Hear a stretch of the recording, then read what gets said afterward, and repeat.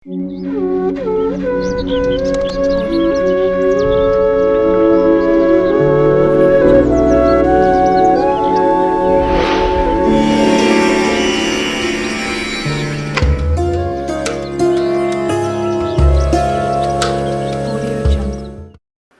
వాస్తు అనేది చాలా ముఖ్యం.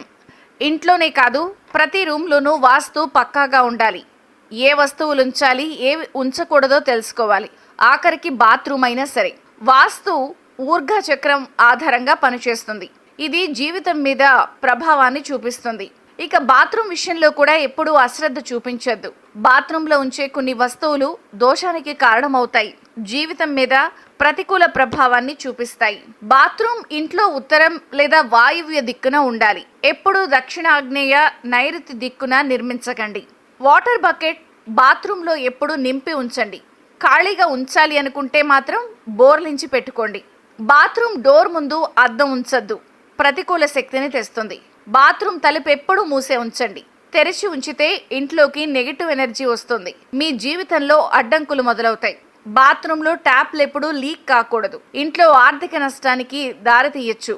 వీలైనంత వరకు బాత్రూమ్ పొడిగా ఉంచేలా చూసుకోండి. బాత్రూంలో స్విచ్లు, బోర్డులు, గీజర్, ఫ్యాన్ వంటి ఎలక్ట్రానిక్ పరికరాలు ఆగ్నేయంలోకి మార్చుకోండి. బాత్రూమ్కు మంచి వెంటిలేషన్ ఉండాలి. అప్పుడే నెగిటివ్ ఎనర్జీ బయటకు వెళుతుంది.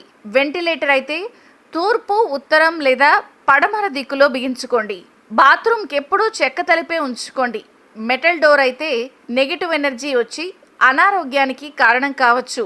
బాత్రూమ్ ఎప్పుడు లేత రంగులని వాడండి. టైల్స్ కానీ గోడల రంగు కానీ లేత రంగులే ఎంచుకోవాలి. చాలా మంది తెలియక పాత చెప్పులను బాత్రూంలో ఉంచుతారు. పాడైపోయిన పాత చెప్పులు బాత్రూంలో ఉండకూడదు.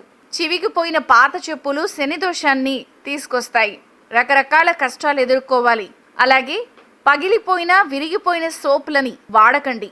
మగ్గులు, బకెట్లు విరిగిపోయినా కూడా వెంటనే కొత్తవి మార్చేసుకోండి, లేకపోతే మీకు సమస్యలు తెచ్చిపెడతాయి. తలస్నానం చేసినప్పుడు జుట్టు రాలిపోతూ ఉంటుంది. నీళ్లు వెళ్ళిపోయే మార్గం దగ్గర, జాలి దగ్గర అడ్డుపడతాయి. దాన్ని అలాగే వదిలేయకూడదు. ఇది దోషానికి కారణం, అభివృద్ధికి నిరోధకం. బాత్రూంలో రాలిన జుట్టును ఎప్పటికప్పుడు శుభ్రం చేసేయాలి. తడి బట్టలు కూడా చాలా మంది బాత్రూంలో అలాగే వదిలేస్తారు, తర్వాత ఆరేద్దామని. ఇది అస్సలు మంచిది కాదు. ఎప్పటికప్పుడు బాత్రూమ్ నుంచి వాటిని తీసేయాలి.